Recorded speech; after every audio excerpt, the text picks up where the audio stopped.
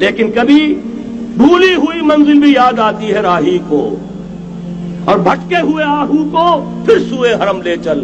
اس کی ضرورت ہے مسلمان کو پھر اس کا مقصد یاد دلایا جائے۔ پاکستان اس لیے نہیں بنایا گیا تھا کہ ہمارے ہاں ٹاٹے اور برلے نہیں تھے تو ہمارے پاس اس کے بھی باپ وجود میں آ جائیں، اس لیے تو نہیں بنایا گیا تھا۔ پاکستان اس لیے نہیں بنایا گیا تھا کہ جاگیرداروں کی جاگیرداریاں محفوظ ہو جائیں، پاکستان اس لیے تو نہیں بنایا گیا تھا۔ اور یہ کہ نمازیں اور مسجدیں تعمیر ہو جائیں، مسجدیں تو امریکہ میں تعمیر ہو رہی ہیں عالی شان سے عالی شان، اس لیے پاکستان نہیں بنا تھا۔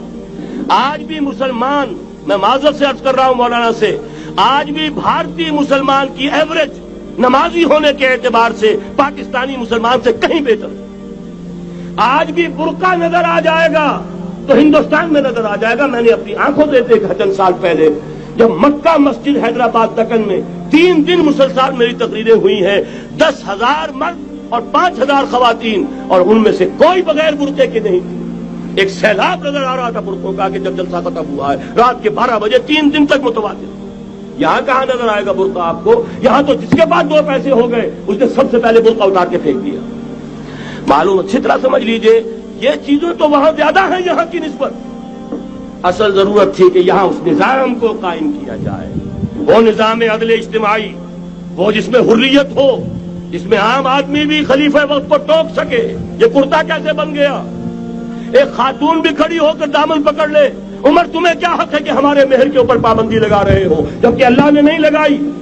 اللہ قرآن میں قنطارہ کا لفظ استعمال کر رہا ہے۔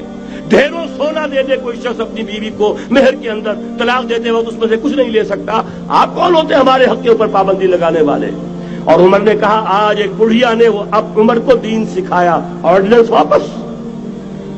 حضرت سعد بن ابی وقاص رضی اللہ تعالی عنہ جو فاتح ایران تھے، وہ گورنر ایسے ہی نہیں بن گئے تھے ریوڑیاں بٹی ہو اور گورنر ہی مل گئی ہو، وہ تو خود فاتح تھے ایران کے، اس لیے گورنر تھے۔ صرف ایک پرچہ پہنچا ہے بارگاہ خلافت میں، حضرت عمر فاروق کے پاس انفارمیشن آئی، سعد نے اپنے گھر کے باہر ڈیوڑی بنا لی ہے اور ایک دربان کھڑا کر دیا ہے۔ حضرت بلال کو بھیجا ہے رقعہ دے کر، اور یہ حکم تھا کہ بلال پہلے تو جاتے ہی ڈیوڑی میں آگ لگا دینا، پھر یہ رقعہ دینا میرا۔ اور رقعے میں لکھا ہوا تھا، اے سعد، لوگوں کو ان کی ماں نے آزاد جانا تھا، تم نے انہیں اپنا غلام کب سے بنا لیا ہے؟ یہ دربان کھڑے کر دیا اپنے آگے۔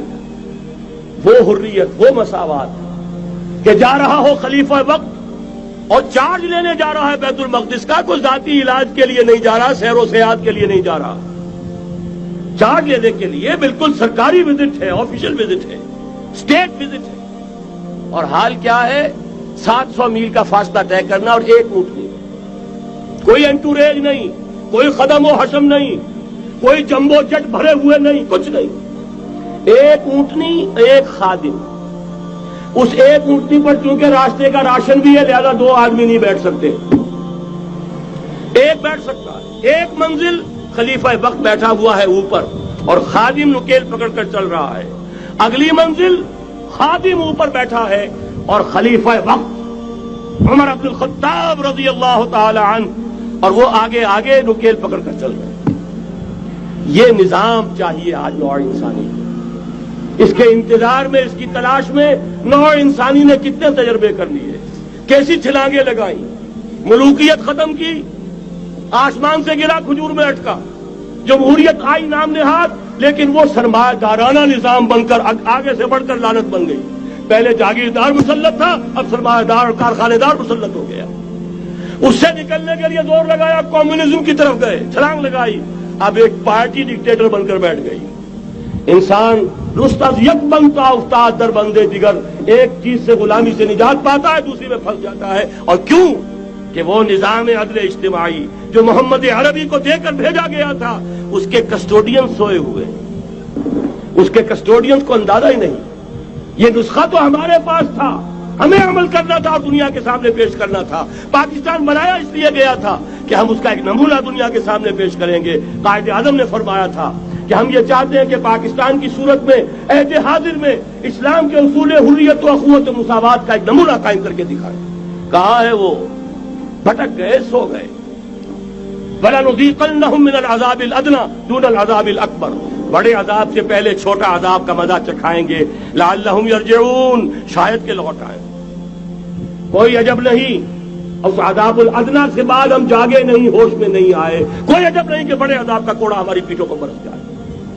لیکن مجھے یہ یقین ہے، نوٹ کر لیجئے، اگر یہ دوسرا امکان ہو گیا، خدا نہ خواستہ اللہ کے عذاب کا کوڑا ہماری پیٹھ پر برسا، مجھے یقین ہے اللہ ہندوؤں کو مسلمان بننے کی توفیق دے گا. لیکن اسلام کا بول بالا اسی خطے سے ہوگا. تاریخ میں یہ ہو چکا ہے آیا فتنہ تاتار کے افسانے سے، پاسباں مل گئے کعبے کو صنم خانے سے.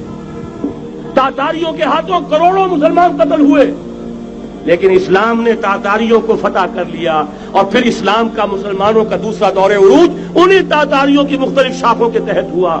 وہ تاتاری ہی تو تھے، وہ سارے ہورس، ٹرکش ہورس، ترکان تیموری، ترکان سبوی، ترکان سلجوقی، ترکان عثمانی، وہی تو سٹاک تو وہی ہے آیا فتنہ تاتار کے افسانے سے، پاسباں مل گئے کعبے کو صنم خانے سے. اس لیے کہ حضور نے فرمایا مشرق سے ہوگا، جہاں سے فوجیں چلیں گی. تو کوئی عجب نہیں. بہرحال یہ دو امکانات ہیں، لیکن اس کا فیصلہ تیرے ہاتھوں میں ہے، دل یا بدن. سیدھی سیدھی بات. اگر تو اب بھی ہم ٹھیک ہو جائیں، جاگ جائیں، ہوش میں آ جائیں، قوم یونس کی طرح توبہ کر لیں، تو بغیر عذاب کے کوڑے کے رحمت خداوندی ہم پر سایہ کرے گی. اگر ہم نہ جاگے تو وہ عذاب کا کوڑا آئے گا. یہ نہیں میں کہہ سکتا ان ادری قریب بعید ما توعدون، یہ میں نہیں کہہ سکتا، یقین کے ساتھ جانتا ہوں کہ آئے گا. لیکن یہ کہ اس کے بعد بھی یہی سے بول بالا ہوگا. اگر ہمارے ذریعے نہیں تو ان کے ذریعے سے جو ہمیں شکست دے کر پھر اسلام قبول کر لیں. لیکن کیوں